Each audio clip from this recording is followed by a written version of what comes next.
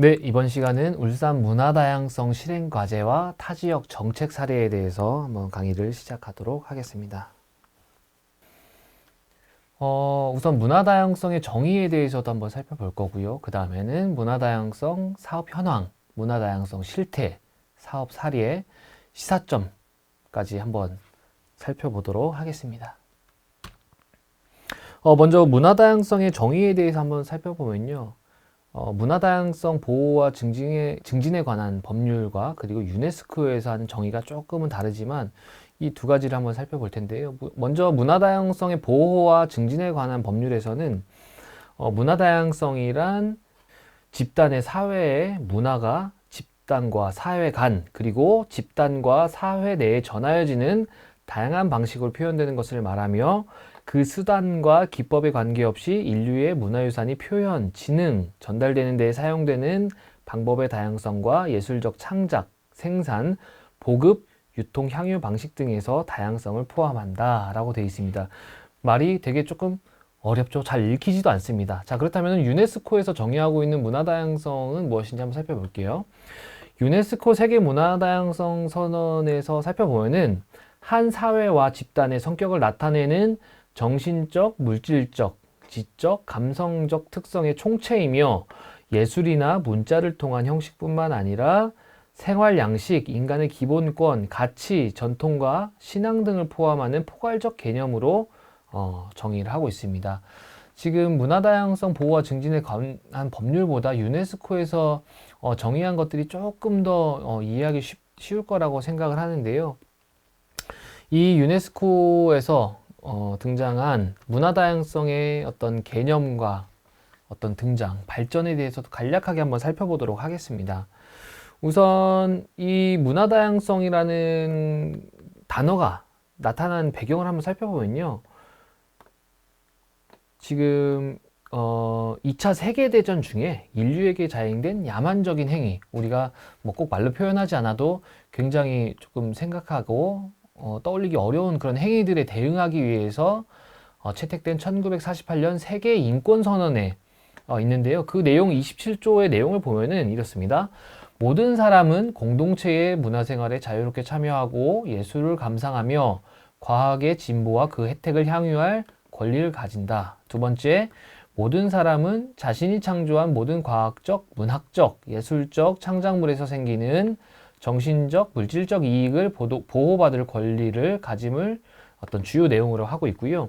그 이후에 1976년에 보면은 어떤 일반 대중의 어떤 문화생활 참여 그리고 기여에 관한 권고가 있었고 92년에 소수자 권리에 관한 선언 이런 논의들을 거쳐서 2001년에 유네스코 세계 문화다양성 선언에 이르게 됩니다. 이 선언은 164개 회원국들이 어떤 미국의 주도로 미국 주도의 세계화로 위협받고 있는 각 나라, 각 지역 문화의 어떤 고유성과 다양성을 보호하고 증진하기 위해 채택을 했는데요. 지금 우리나라 같은 경우도 서울의 문화를 따라가려는 경향이 큰 것처럼 전 세계도 어떤 리드하고 있는 국가, 미국이나 뭐 유럽 일부 국가들을 따라가려는 것들을 조금 더 보호하고자 이런 문화 다양성에 대한 것들을 부각하기 시작했고 등장했다고 볼 수 있습니다. 그리고 유네스코는 2005년에 이르러서 정기총회를 통해서 문화적 표현의 다양성 보호와 증진 협약을 체결했고요. 문화 다양성을 하나의 국제 협약으로 이때부터 도출해서 이제 활용을 하고 있습니다. 지금 오른쪽에 보시면은 문화 다양성의 개념의 발달 과정인데요. 총 5개의 단계로 추진이 되고 있습니다.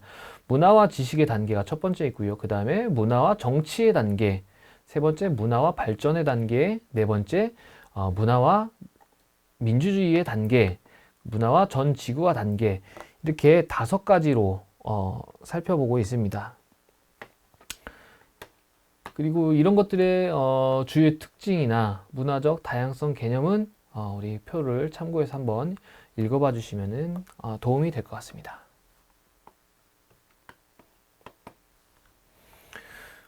이어서 문화다양성 우리나라에 등장하게 된 이유는 2005년에 유네스코 문화다양성 협약이 체결되면서 우리나라에도 이제 도입이 되기 시작했고요.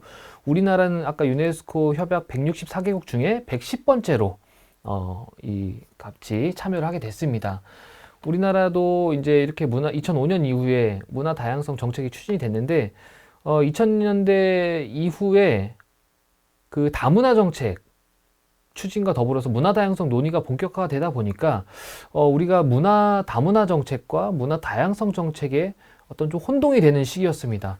우리가 문화 다양성이라고 이야기하면은 앞서 유네스코에서는 뭐 꼭 우리가 인종 간의 차이만 문화 다양성이라고 보지 않고 굉장히 다양한 분야, 우리 사회 전반의 분야를 문화 다양성이라고 보고 있는데 우리나라에서는 이 초창기에 다문화 정책과 굉장히 혼동된 시기가 있었다. 이 시기에는 외국인 노동자나 결혼 이민자, 뭐 조선족이나 북한 이탈 주민들이 증가하면서 이들에 대한 사회 문제를 해결하고자 한 다문화 정책이 추진됐는데 이 다문화 정책이 문화 다양성과 약간 혼재돼서 추진했다라고 볼 수 있고요.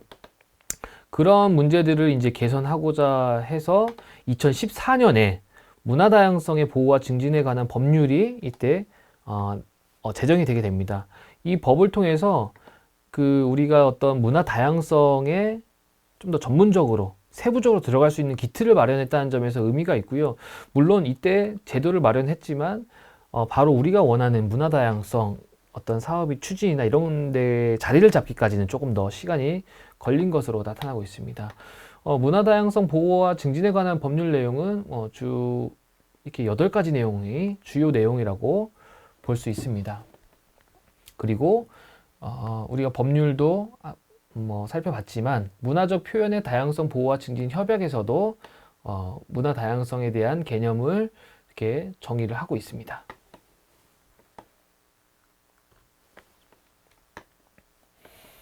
그 다음으로는 이제 유네스코 문화다양성 협약의 문화다양성 지침이 있는데요.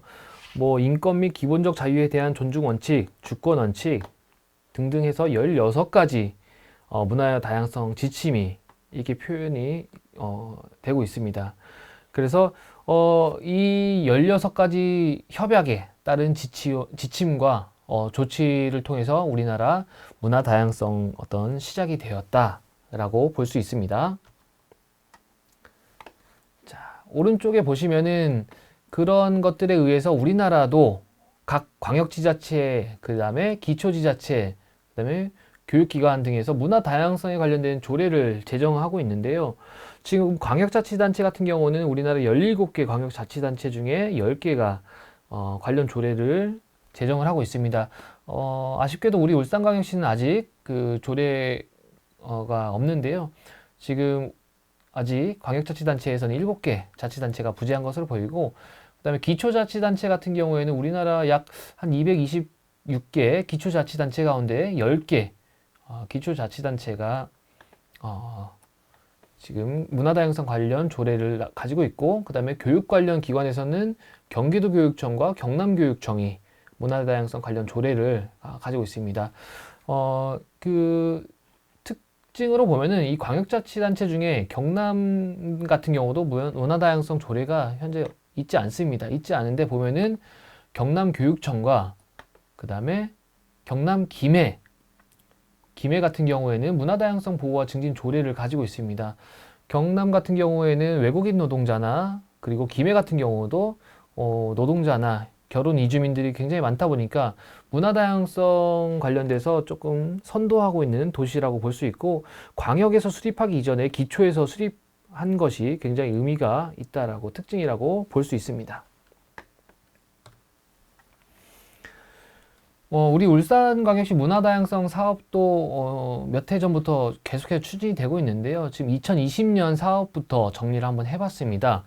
2020년 사업부터 한번 살펴보면은 총 7가지 사업을 했는데 라운드 테이블을 운영을 했고요. 그 다음에 문화다양성 관계자 간담회를 추진했습니다. 그리고 문화다양성 라운드 테이블 추진을 했고 찾아가는 문화다양성 교육 그리고 문화다양성 영화상영회 문화다양성 콘서트 가장 보통의 이응 시옷 오색빛깔 울산 이런 사업들을 추진을 했고 그 다음에 2021년에는 무지개 사람책 발굴단 그 다음에 라운드 테이블, 문화 다양성 지기 양성, 문화다양성 콘서트, 그리고 간판 프로젝트 보통의 울산, 문화다양성 주간 캠페인, 문화다양성 주간 포럼, 이런 것들을 또 7가지로 추진했습니다.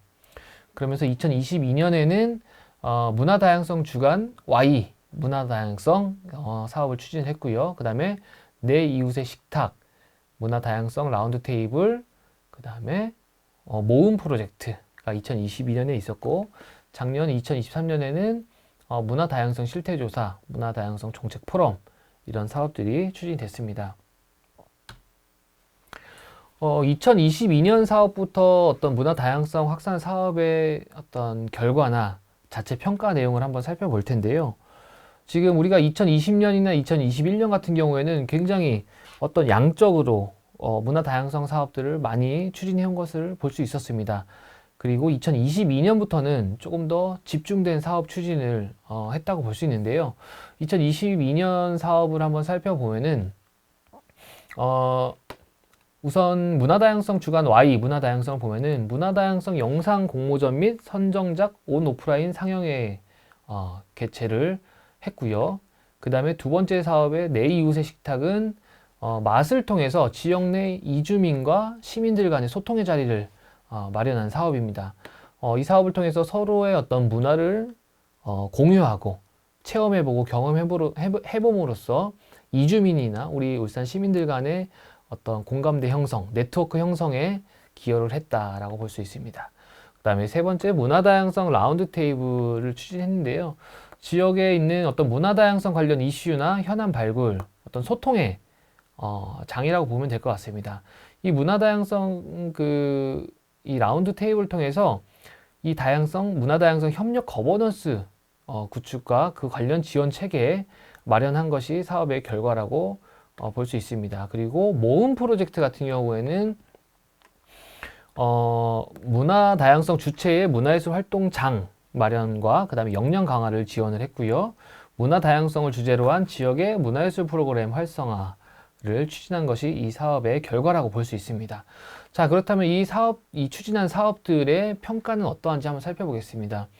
우선 정량적 평가와 정성적 평가 두 가지로 좀 구분을 해봤는데, 우선 정량적 평가를 한번 살펴보면은 사업 참여 목표 인원이 566명이었습니다. 전체 사업에서 566명을 목표로 했는데, 최종 사업 참여 결과를 봤을 때는 1263명이 참여를 한 것으로 나타나서 목표 대비 성과가 223% 초과 달성한 것을 우리가 볼 수 있습니다.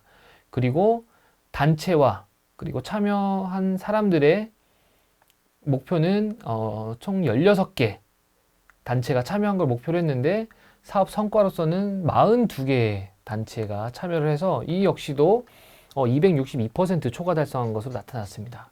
그리고 사업은 4개 사업에서 모든 4개 사업을 추진했기 때문에 100%라고 볼 수 있고요. 그 다음에 정성적 평가를 봤을 때 문화다양성 협력 거버넌스 구축과 지역 현안 발굴은 굉장히 의미가 있다라고 보고, 그 다음에 매개 활동과 역량 강화 및 문화다양성 주체 네트워크 활성화, 문화다양성 보호 및 증진에 필요한 어떤 시민의식 확산 및 개선, 이런 것들이 정성적 평가라고 보고 있습니다. 실제로 이 22년의 문화다양성 확산 사업에서 좀 가장 시민들이나 참여자들의 평가가 좋았던 것은, 우리가 정성적 평가나 정량적 평가 이외에 할 수 있는 것은 내 이웃의 식탁이라고 보고 있습니다. 우리가 정량적이나 정성적으로 조금 표현하기는 어렵지만, 이 내 이웃의 식탁을 통해서 우리가 그동안 잘 몰라서 가까이 하지 못했던 이웃 주민들, 이주민들, 이런 사람들과의 어떤 소통할 수 있었다는 자리가 이 참여자들로 하여금 굉장히 만족도가 높았다라는 평가가 있어서, 이 내 이웃의 식탁이 2022년 문화다양성 사업의 어떤 대표적인 사업이라고 볼 수 있습니다. 자, 2022년 이런 사업을 통해서 자체 평가를 했을 때 향후 발전을 위해서 어떤 것들이 필요한가 살펴봤을 때 4가지로 좀 정리를 했습니다. 첫 번째가 장기 연속 사업에 대한 평가가 필요하다. 두 번째가 지역 정체성을 반영한 특화 프로그램 추진의 한계가 있다. 그리고 법정 문화 도시에 요구되어지는 문화 다양성 이슈 발굴 및 연계가 필요하다. 그리고 작은 예산으로 많은 사업 추진보다는 지역 특성에 집중하여 사업 기획 추진이 필요하다. 이렇게 네 가지를 제시를 했는데요. 지금 그 장기 연속 사업에 대한 어떤 평가가 필요하다라고 하는 이야기는 우리가 2020년부터 문화다양성 사업을 울산에서 추진해 오면서 굉장히 많은 사업들, 7가지의 사업들을 추진해 왔습니다. 자, 그렇게 지속적으로 해오던 사업들에 대한 효과성이라든지 아니면 참여자 만족도라든지 이런 것들의 평가를 통해서 개선을 하거나 아니면은 다른 사업으로 교체를 한다거나 라는 평가가 필요하다라는 이야기고요. 그 다음에 지역 정체성을 반영한 특화 프로그램의 추진 한계가 있다라고 하는 것들은 우리 지역에 있는 외국인 꼭 외국인뿐만 아니라 문화 다양성 주체들에 대한 어떤 현황 파악이 우선 필요하다. 그들이 어떤 지역에 어떻게 거주하고 있고 어떤 사회적 그 소수자인지 그런 것들에 대한 어떤 통계가 아직 없다 보니 이런 것들에 대한 추진이 한계로 나타나고 있다. 그런 것들에 대한 사업이 필요하다라고 이야기하고 있고요. 그 다음에 법정 문화도시에 요구되어지는 문화다양성 이슈 발굴 및 연계가 있습니다. 우리가 문화다양성이라고 할 때 꼭 그 다문화 이런 것보다도 지역이나 성별이나 아니면은 계층 간 이런 것들도 다 문화 다양성이 포함이 됩니다. 그래서 우리가 법정 문화도시 사업에서도 이런 문화 다양성과 관련된 이슈를 연계를 해야 된다라고 이야기하고 있고요. 그 다음에 작은 예산으로 많은 사업 추진보다는 지역 특성에 집중한 사업 기획 추진. 이건 역시도 우리가 과거에 많은 사업을 하다가 점점 축소하면서 양보다는 질이 높은 문화 다양성 사업을 추진하고자 계획하고 있는 것들이 이런 2022년 자체 평가를 통해서 반영된 내용이라고 보면 될 것 같습니다. 2023년 문화다양성 확산 사업 계획인데요. 이 문화다양성 사업 보면은 2가지 사업만 좀 추진을 했습니다. 7개 사업, 2021년까지 7개 사업을 하다가 2022년에는 4가지 사업, 2023년에는 지금 2가지 사업으로 대폭 줄었는데요. 사실 이 사업도 문화다양성 어떤 대상자들을 위한 사업이라기보다 우리가 앞으로 조금 더 성장하고 확대해 나가기 위한 사업이라고 보면 될 것 같습니다. 그동안 없었던 문화다양성 실태조사가 2023년 주요 사업이었고요. 그 다음에 울산광역시 문화다양성 정책 포럼이 있었습니다. 이 문화다양성 정책 포럼 같은 경우에는 다양한 그 문화다양성 이해관계자들이 참여하는 포럼이었고요. 이런 실태조사를 조사한 연구기관과 그 다음에 지역의 어떤 문화다양성 관계기관, 관계시설 담당자들이 참여해서 문화다양성에 대한 의견을 나눌 수 있는 자리가 되었고 이러한 의견과 실태조사를 통해서 2024년 문화다양성 확산 사업을 계획하고자 하는 것으로 지금 추진을 하고 있습니다. 2024년 문화다양성 확산 그 어떤 사업의 프로그램 안을 보면은 조화로운 우리가 좋아 그리고 내 이웃의 식탁 이런 것들이 있는데요. 이런 것들은 실태조사에 따라서 결과가 바뀔 수도 있지만 지금 보면은 2022년에 추진했던 내 이웃의 식탁 이런 사업들 같은 경우에는 과거에도 참여자들의 평가가 좋다 보니까 좀 이런 것들을 지속해서 추진하려고 하는 계획을 우리가 볼 수 있습니다. 문화다양성 실태조사를 한 내용인데요. 지금 울산시민 1000명을 대상으로 실태조사를 진행을 했습니다. 1000명을 대상으로 조사를 지난 10월부터 11월까지 추진했고요. 이 실태조사는 어떤 성별, 연령별, 그 다음에 울산 5개 구군으로 구분해서 할당을 통해서 설문을 추진했습니다. 이 설문조사의 주요 내용을 살펴보면은 어떤 문화다양의 어떤 다양성의 개념 인식, 그 다음에 소수자 인정과 편견 수준, 그 다음에 차별 경험, 소수자 정체성, 그리고 울산 시민 문화다양성 수용도 포용도, 울산 문화다양성 정책, 울산 시민 문화예술 참여 이런 내용들을 주로 조사를 했는데 여기서 저는 중요한 몇 가지만 그래프를 통해서 같이 살펴보려고 하고 있습니다. 우리 울산 시민들이 인식하고 있는 문화 다양성이 무엇인가? 라는 질문을 했을 때 복수 응답이기 때문에 다양한 응답이 나왔는데요. 응답자 중에 92%, 1000명 중에 920명은 민족이나 인종, 국적이 문화 다양성이라고 생각한다. 가 거의 대부분 사람들이 인식하고 있는 경향이었는데요. 근데 반대로 소득이나 계층이 문화 다양성이라고 인식하는 사람들의 비중은 굉장히 적었습니다. 그리고 장애 역시도 문화 다양성이라고 인식하는 경우가 굉장히 적었고요. 그다음에 남녀 성별도 문화 다양성이라고 인식하는 경우가 굉장히 적었습니다. 실제로 우리가 문화 다양성 영역은 지금 뭐 민족, 종교나 정치, 전통 문화, 세대, 출신 지역, 비주류 문화, 뭐 기호, 성 정체성, 성별, 장애, 소득 계층 이렇게 다양하게 문화 다양성 분야에 포함이 되고 있는데 우리 시민들이 인식하는 정도는 약간 아직도 다문화를 문화 다양성으로 인식하고 있는 게 아닌가라는 생각이 들 정도로 높은 비중을 차지하고 있는 것을 살펴볼 수 있었습니다. 자, 그렇다면은 우리 울산 시민들은 소수자 인정 수준이 어떻게 되나를 한번 살펴봤는데요. 생각보다 타 지역 출신에 대한 그 인정 수준은 굉장히 높았습니다. 아무래도 우리 울산은 산업도시로 60여 년간 지속해왔기 때문에 타 지역에서 온 근로자나 어떤 사람들이 많다 보니까 타 지역 출신에 대해서는 굉장히 높은 관용도를 보여주고 있고요. 그 연령이나 타 성별, 그리고 결혼 이주민, 타 종교까지도 굉장히 조금 높은 인정 비율을 보이고 있는 것을 살펴볼 수 있습니다. 자, 근데 이제 취향 소수자, 이주 노동자, 타 정치, 북한 일탈 주민, 성소수자 같은 경우는 갈수록 이제 낮아진다고 보는데요. 사실 우리가 문화 다양성을 이야기할 때 굉장히 예민하게 조금 받아들여지는 부분 중에 하나가 성소수자입니다.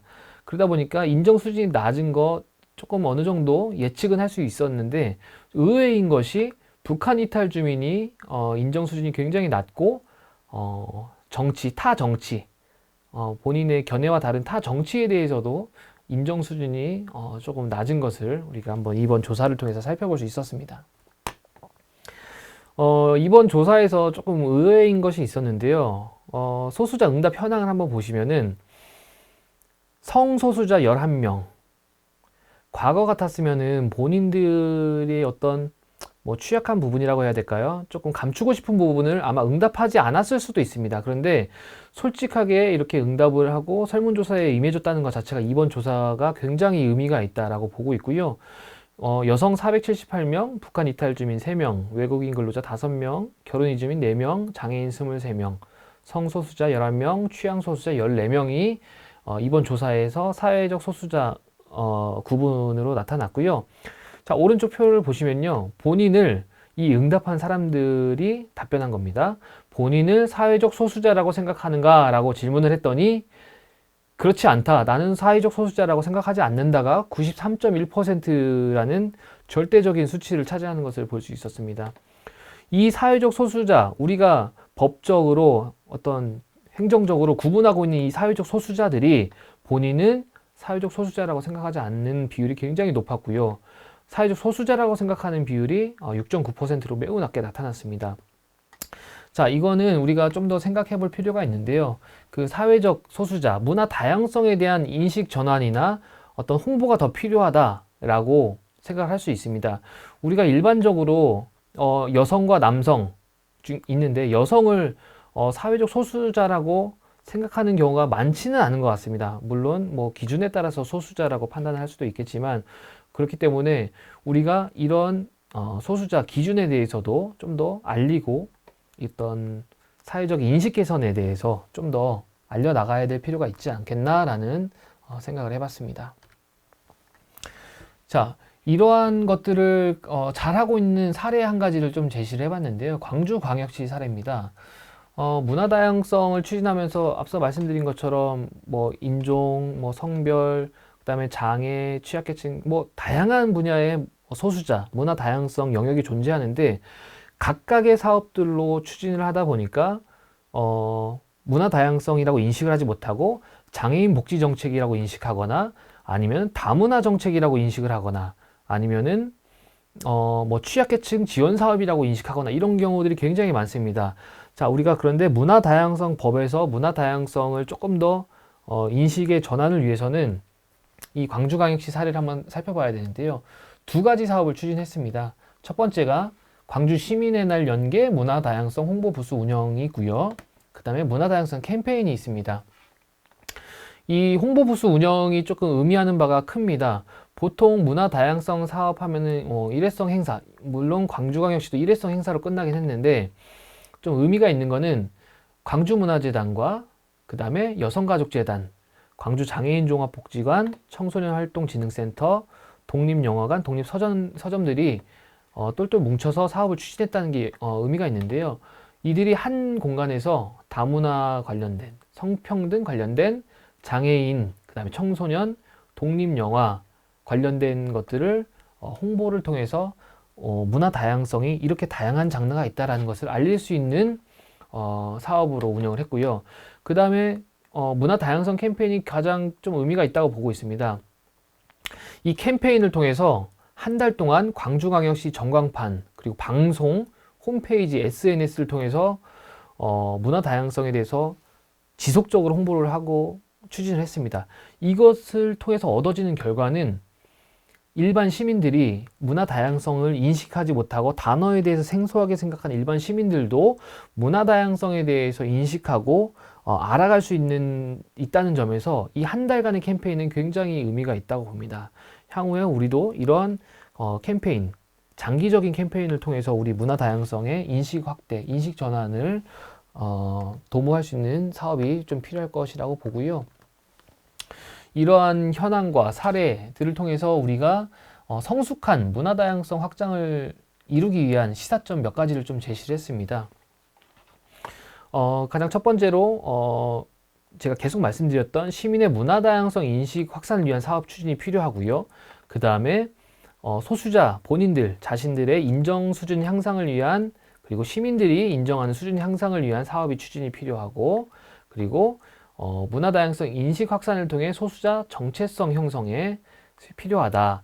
자, 이러한 실행 과제를 추진하기 위해서는 우리 문화 다양성 추진 주체가 필요하다.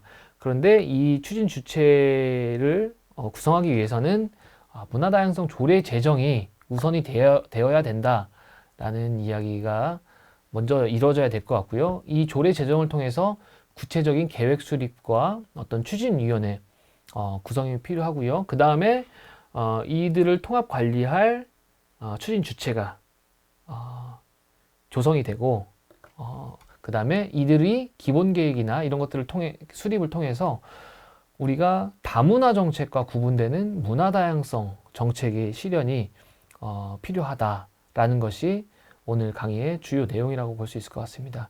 우리도 앞으로 어떤 문화 다양성이나 다문화와 좀 구분되는 것들을 우리 강의를 듣는 분들도 구분할 수 있는 어떤 기준을 문화 다양성 사업을 통해서 이루어질 수 있으면 좋을 것 같고요. 앞으로 우리 울산에서 실행되는 문화 다양성 사업, 그리고 다문화 사업에서도 문화 다양성 사업들이 포함이 될 수 있으니 이런 것들을 유심히 한번 살펴봐 주시고 문화 다양성 사업에 앞으로 지속적인 관심과 참여도 함께 부탁드리도록 하겠습니다. 이상으로 강의를 마치겠습니다. 감사합니다.